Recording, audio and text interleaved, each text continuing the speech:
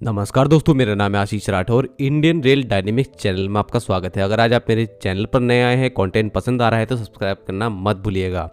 दोस्तों, आज की वीडियो होने वाली है हमारे देश के 3 नए डीएफसीज के ऊपर। आखिर उनके ऊपर क्या खबर है, क्योंकि इतना टाइम बीत चुका है, इनके डीपीआरस अभी तक बने हैं कि नहीं बने हैं, उन सभी के बारे में बात करूंगा। और कुछ ऐसी जानकारी भी सामने आई है जो आपके सामने रखना बहुत ज़रूरी है, क्योंकि इन डीएफसीज का क्या फ्यूचर होने वाला है उसके बारे में हम लोगों को एक छोटा सा अंदाज़ा लग सकता है।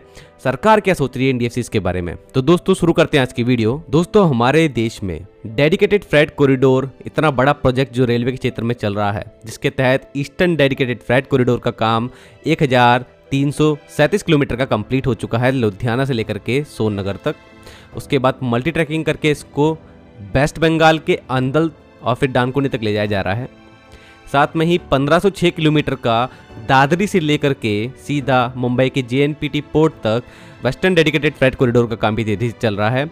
यहाँ पर सिर्फ 109 किलोमीटर का काम वैतरना से जेएनपीटी के बीच में मैक्सिमम यही रह गया है। अब इसमें आप लोगों को 3 कॉरिडोर और दिखते होंगे, जो अभी तक मैं आप लोगों को मैप दिखाता आ रहा था। ये 3 कॉरिडोर आगे चल करके बनने थे लगभग 2030 तक। तो यहाँ पर जो ये 3 कॉरिडोर है, सबसे पहला कॉरिडोर 1115 किलोमीटर का ईस्ट कोस्ट कॉरिडोर, ये आप लोग देख सकते हैं खड़गपुर को सीधा विजयवाड़ा से जोड़ेगा। अगला कॉरिडोर 975 किलोमीटर का नॉर्थ साउथ कॉरिडोर इटारसी को विजयवाड़ा से जोड़ेगा। इसके साथ में ही ईस्ट वेस्ट कॉरिडोर, जिसके 2 भाग हैं, जिसमें 2073 किलोमीटर का पालघर से डानकुनी का पूरा एक पार्ट है, जिसमें आप समझ सकते हैं कि महाराष्ट्र सीधा वेस्ट बंगाल से जुड़ रहा है। इसमें एक छोटा सा पार्ट है राज खरसावन से अंदल को जोड़ने वाला 195 रूट किलोमीटर का। टोटल मिलाकर के 4358 रूट किलोमीटर के ये 3 नए डीएफसीज बनने थे। इनके डीपीआर पर बहुत तेजी से काम चल रहा था। अब आखिरकार कुछ खबर अंदर से आई है रेलवे के। एक वरिष्ठ रेलवे अधिकारी ने अपनी नाम की गोपनीयता बनाए रखते हुए फाइनेंशियल एक्सप्रेस जो मीडिया है उनको कुछ चीजें बताई हैं जो अभी इन कॉरिडोर को लेकर के चल रही हैं। हाल ही में उन्होंने बताया कि इन कॉरिडोर में से 2 कॉरिडोर का डीपीआर, डिटेल्ड प्रोजेक्ट रिपोर्ट, हाल ही में मिल चुकी है रेलवे बोर्ड को। ये कॉरिडोर हैं ईस्ट कोस्ट कॉरिडोर और नॉर्थ साउथ कॉरिडोर, और जल्द ही बताया जा रहा है कि ईस्ट वेस्ट कॉरिडोर की भी डीपीआर मिलने वाली है रेलवे बोर्ड को।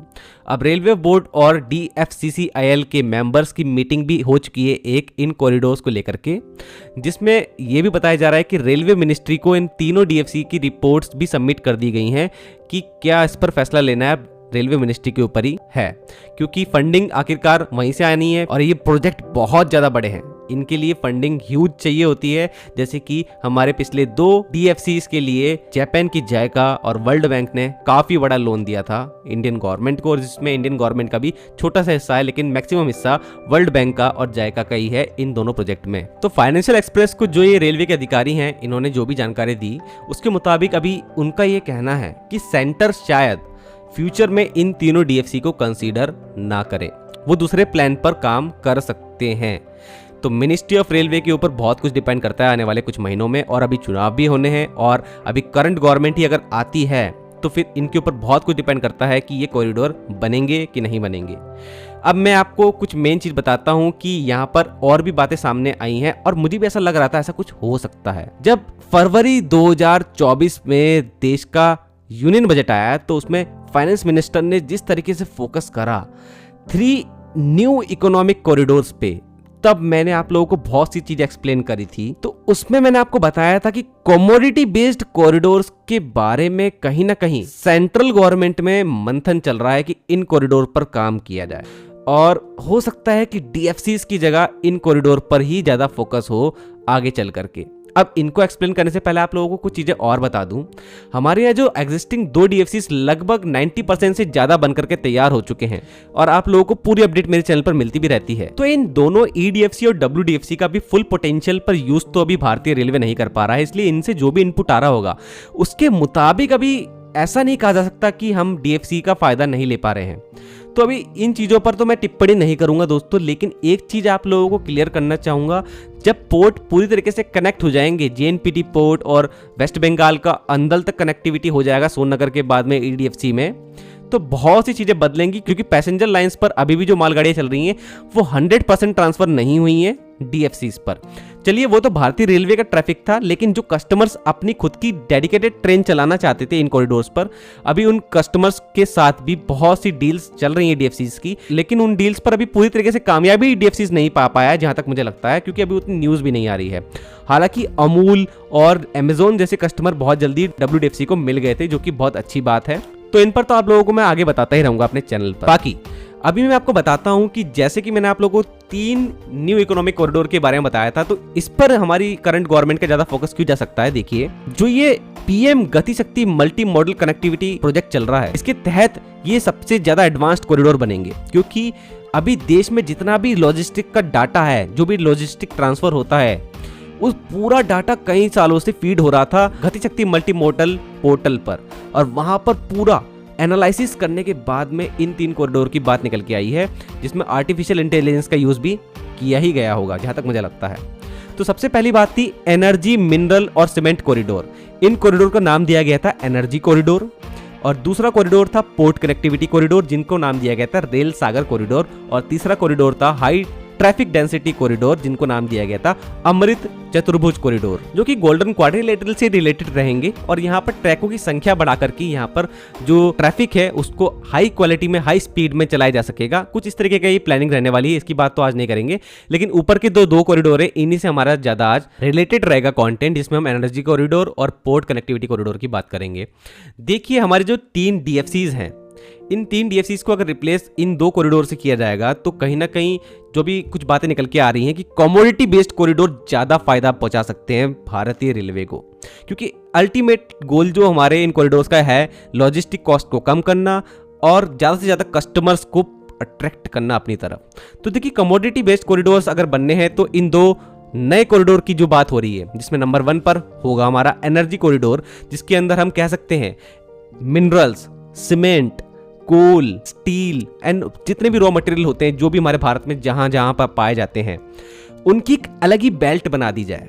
अगर उनकी एक बेल्ट बन जाए, जैसे कोल बेल्ट हमारे ईस्टर्न पार्ट से होकर निकलती है, वो ऐसी वहां से ट्रैक्स निकाले जाएं कि सिर्फ कोल की ढुलाई हो, तो उसको कहा जा सकता है एक कमोडिटी कॉरिडोर। यहां पर कस्टमर सिर्फ एक ही होगा, वो होगा कोयले का बिजनेस करने वाला कस्टमर, और वो 101% इन ट्रैक्स का जरूर यूज करेगा। रेलवे को ज्यादा काम नहीं करना पड़ेगा इनको अट्रैक्ट करने के लिए जो कस्टमर होंगे। पोर्ट कनेक्टिविटी कॉरिडोर की बात करूं तो दोस्तों, मुझे यहाँ पर पोर्ट कनेक्टिविटी कॉरिडोर तो लग रहा है कि पोर्ट तो देश के बहुत हद तक कनेक्ट हो चुके हैं डीएफसीज के जरिए ही, जिसमें हम लोग ईस्टर्न और वेस्टर्न डीएफसी के जरिए देश के सबसे बड़े पोर्ट्स को कनेक्ट कर ही रहे हैं। तो पोर्ट कनेक्टिविटी वाले रेल सागर कॉरिडोर का आधा काम तो डब्ल्यूडीएफसी और ईडीएफसी ने कर ही दिया है, और इसका बड़ा हिस्सा एक कॉरिडोर और कवर कर सकता था, जो कि तीसरा डीएफसी हो सकता था, जो कि ईस्ट कोस्ट डीएफसी कॉरिडोर होना था 1115 रूट किलोमीटर का, जिसमें खड़गपुर को कनेक्ट करना था विजयवाड़ा से। तो ये मुझे लगता है थोड़ा सा कि हाँ, यहाँ पर अगर ये डीएफसी जरूर बन जाए तो फिर ये डीएफसी भी कहला सकता है 100% रेल सागर कॉरिडोर। इससे ज्यादा मेन पोर्ट्स तो फिर हमारे यहाँ देश में इतनी है भी नहीं, यही पोर्ट्स जो हैं जो कनेक्ट होने चाहिए थे। तो यहाँ तक मुझे लगता है कि इस वाले डीएफसी पर जरूर भारत को काम करना चाहिए। तो दोस्तों, अगर कमोडिटी बेस्ड कॉरिडोर के ऊपर भारतीय रेलवे या फिर सेंट्रल गवर्नमेंट जो अभी अगर दोबारा चुन के आती है, अगर ये इस पर ही आगे जाते हैं, तो इसके भी कुछ अपने अलग फायदे हैं। इसमें कस्टमर जल्दी मिल जाएगा, जो कि एक मेन अल्टीमेट गोल भी रहेगा हमारे इन कॉरिडोर्स को इंप्लीमेंट करने का, क्योंकि इसमें पैसा बहुत लगता है दोस्तों, काफ़ी ज़्यादा पैसा लगता है, क्योंकि इन तीनों कॉरिडोर के लिए एक प्लान बनाया गया है कि इनको बनने में 9 साल लगेंगे और 12 लाख करोड़ रुपए इनको बनाने में लगेगा, और 40,000 रूट किलोमीटर की नई रेल लाइन बिछेंगी, जिसके अंदर हाई ट्रैफिक डेंसिटी कॉरिडोर की बात भी अब कंसिडर हो जाती है। तो पैसा तो इसमें भी लगना ही है, लेकिन अगर जल्दी कमाना है रेलवे को तो हाँ, कमोडिटी बेस्ड कॉरिडोर ज़्यादा अच्छे रह सकते हैं। लेकिन अगर डीएफसी की बात करें तो सबसे मेन फ़ायदा मुझे जो डीएफसी का लगता था, तो देखिए डीएफसी भी वही काम कर रहा है कि यहाँ पर अलग अलग ब्रांचेस जो मिलेंगी, कमोडिटी कॉरिडोर वाला काम वो कर सकती हैं, लेकिन हाँ उसमें थोड़ा पैसा ज़्यादा लगता, क्योंकि डीएफसी तो बन ही रहा है, फिर उसके बाद ब्रांचेस पे भी काम करो, कोल बेल्ट के लिए और स्टील के लिए अलग अलग जगहों पर अलग दोबारा से रेल लाइनें बिछाई जाए, फिर पावर प्लांट्स को भी जोड़ा जाए, इनसे लॉजिस्टिक पार्क्स जोड़ा जाए, तो बहुत सारे उसमें पैसा लगता ही लगता है।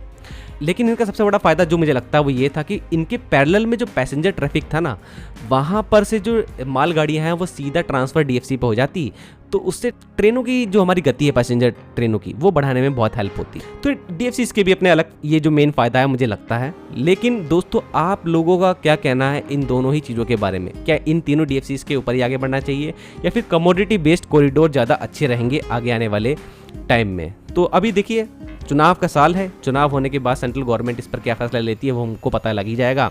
बाकी जो डीपीआर है उनके ऊपर क्या बातें आगे चलती हैं, डीएफसीसीएल इन डीपीआर के बारे में कुछ बताता है कि नहीं, वो भी आप लोगों को मैं चैनल पर बताता रहूँगा। कोई भी इंसाइट अगर मिलती है तो चैनल को सब्सक्राइब कर लीजिएगा। आज के लिए इतना ही। वंदे मातरम, भारत माता की जय।